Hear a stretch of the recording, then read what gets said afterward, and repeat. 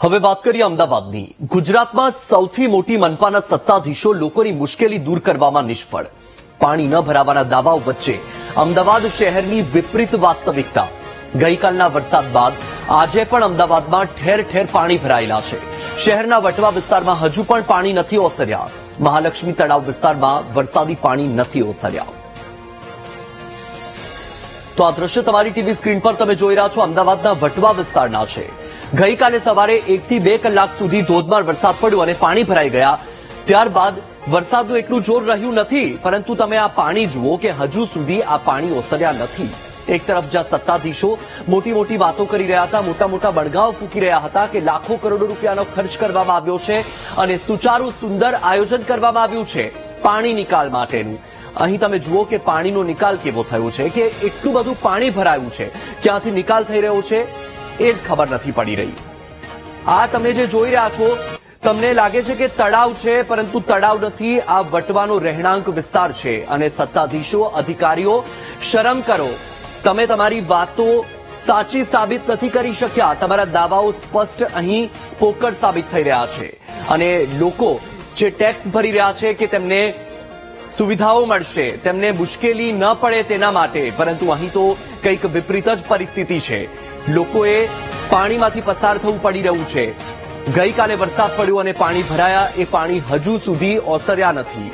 એક તરફ સ્માર્ટ શહેર અમદાવાદ, મેટ્રોપોલિટન શહેર અમદાવાદ અને અમદાવાદનું તંત્ર કે જે મોટી મોટી વાતો કરે છે, સત્તાધીશો, અધિકારીઓ, જનપ્રતિનિધિઓ, નેતાઓ કે જે કહેતા રહ્યા કે આ વર્ષે પાણી નહીં ભરાય, પરંતુ માત્ર 1 કલાકના વરસાદમાં જ પાણી પાણી. અને આ તો તમે વટવા વિસ્તારના દ્રશ્યો જોઈ રહ્યા છો, પરંતુ માત્ર વટવામાં જ આ પરિસ્થિતિ નથી. અમદાવાદના પૂર્વ વિસ્તાર હોય કે પશ્ચિમ વિસ્તાર, માત્ર 1 કલાકની અંદર અમદાવાદમાં પાણી જ પાણીના દ્રશ્યો સામે આવ્યા. ક્યાં ઘૂંટણ સુધીના પાણી છે તો ક્યાં કમર સુધીના પાણી છે. આ દ્રશ્ય તમે જુઓ. વરસાદ બંધ થશે, પાણી ઓસરી જશે, પછી અધિકારીઓ અને જે કર્મચારીઓ છે એ જનતાની વચ્ચે જશે લોકોની સમસ્યા જાણવા માટે. પરંતુ તેનો શું અર્થ? જ્યારે લોકો હેરાન થઈ રહ્યા છે, લોકો મુશ્કેલીમાં છે, ત્યારે તમે ક્યાં છો? જ્યાં એક તરફ તમે મોટી મોટી વાતો કરતા હતા, મોટા મોટા દાવાઓ કરતા હતા, એસી કેબિનમાં બેસીને જે મોટી વાતો કરતા હતા, હવે તમે બહાર નીકળો. હવે તો સાહેબ ગરમી નહીં લાગે, હવે તો ઠંડક થઈ ગઈ છે. અને જે આ તમારી કરતૂત છે, એ કરતૂતના પાણીમાં પગ મૂકીને કદાચ તમને ઠંડક થઈ જાય. વિચાર કરો તમે કે લોકો પરેશાન થઈ રહ્યા છે. આ રહેણાંક વિસ્તાર છે. આજે બીજો દિવસ અને બીજા દિવસે પણ અમદાવાદ પાણી પાણી છે. 1 થી 2 જ કલાકનો વરસાદ અને વરસાદ સાથે જે પાણી ભરાયા હજુ સુધી નથી ઓસર્યા. આ કોઈ ગ્રામીણ વિસ્તારના દ્રશ્ય નથી, જ્યાં એક તરફ તમે પાણી નિકાલ માટેની વ્યવસ્થાની વાતો કરી રહ્યા હતા. હવે તમારી ટીવી સ્ક્રીન પર 2 દ્રશ્ય છે, તમે જુઓ. એક ગઈકાલની સ્થિતિ છે અને બીજી તરફ આજની સ્થિતિ છે. હવે તમે જ વિચાર કરો કે આમાં કેટલું અંતર છે. ગઈકાલે પણ પાણી હતું, આજે પણ પાણી છે, માત્ર અડધો ફૂટનો ફરક પડ્યો હશે. વિચાર કરો કે ગઈકાલે 1 થી 2 કલાક ધોધમાર વરસાદ પડ્યો અને ત્યારે આટલું પાણી ભરાયું. આજે તો એટલો વરસાદ પણ નથી, છતાં પણ એટલું જ પાણી છે.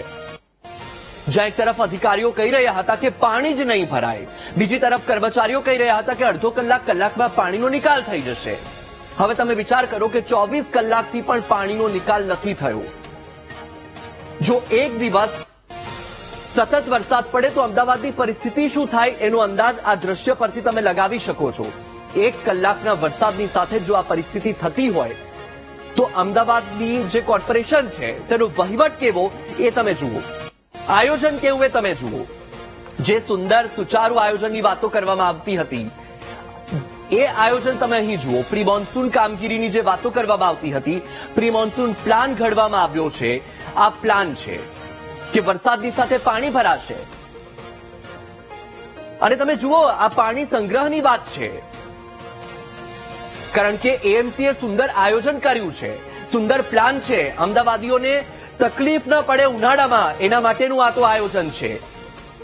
પાણીનો સંગ્રહ કરવામાં આવી રહ્યો છે. સત્તાધીશો, અધિકારીઓ, કર્મચારીઓ, શરમ કરો. જે એસી ચેમ્બરમાં બેસીને તમે મોટી મોટી વાતો કરતા હતા, હવે તો ગરમી પણ નથી, ઠંડક થઈ ગઈ છે. એસી ચેમ્બરમાંથી બહાર નીકળો અને તમારું કેવું સુંદર આયોજન છે, તમારો કેટલો સરસ પ્લાન છે, એ પ્લાનને તમારી આંખે નિહાળો. કાલ વરસાદ ચાલુ થયો સાંજનો, તારનો પણ અમે પાણી દુકાનમાં કરી ગયું, તારનું અમે પાણી કાઢ જ કરીએ છીએ અમે, અને બધું અમારો સામાન પણ બહુ બગડ્યો છે, નુકસાન પણ થયેલું છે અમારે. કેટલા વર્ષોથી આવી પરિસ્થિતિ છે? દુકાન રાખી 7-8 વર્ષથી તો એવી છે જ તે અમારી પરિસ્થિતિ. અમે 7 વર્ષથી દુકાન રાખી, તારને તો આવું તો અમે જોઈએ છીએ. કામકાજ શું થાય, પાણી જ કાઢવામાં રહીએ છીએ, કામકાજ ક્યાં થવાનું છે અમારે? હા, કાલે આ વરસાદના વરસાદના કારણે તલાવ ભરાઈને દુકાનમાં પાણી શટર સુધી પહોંચી ગયું હતું, અને ખાસા ટાઈમથી વર્ષોથી આવું જ છે. થઈ ગયું 10 વર્ષથી આવું જ ચાલે છે. તંત્રને કહીએ જલ્દી નિકાલ આવે, કેમ કે આવા જવા લોકોને પરિસ્થિતિમાં તકલીફ પડે છે આવવા જવા માટે. કોઈકને નોકરી વાળા હોય, બધા જવા માટે તકલીફ પડતી હોય છે.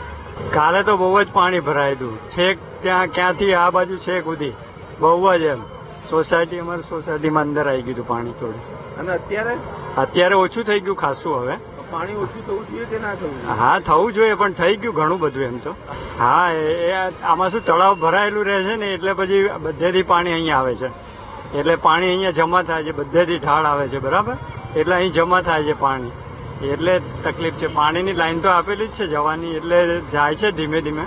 તકલીફ તો બહુ પડે, પાણી ભરાયેલું હોય એટલે ક્યાંય જવાય નહીં, કંઈ તો પ્રોબ્લેમ થઈ ગયો હોય તો નીકળી ના શકાય એવું. અહીંયાથી નીકળવાનું બહુ ભારે પડી રહ્યું છે. આનો કોઈ વિકાસ જ નથી થતો. મ્યુનિસિપાલિટીમાં કઈ કઈ થાક્યા, પણ કોઈ આનો જવાબ આપવા માટે રેડી નથી. બરોબર, અરજી કરીએ છીએ અથવા તો રજૂઆત હર સાલ અરજી થાય છે જ તે, પણ આ એમને બી ખબર છે કે અહીંયા આ પ્રોબ્લેમ છે, તો બી એનો કોઈ વિકાસ નથી થતો. સામે મોટર છે, મોટર ચાલુ નથી કરતા. હવે વાત કરીશું શ્રાવણમાં શ્રીકાર વરસાદની.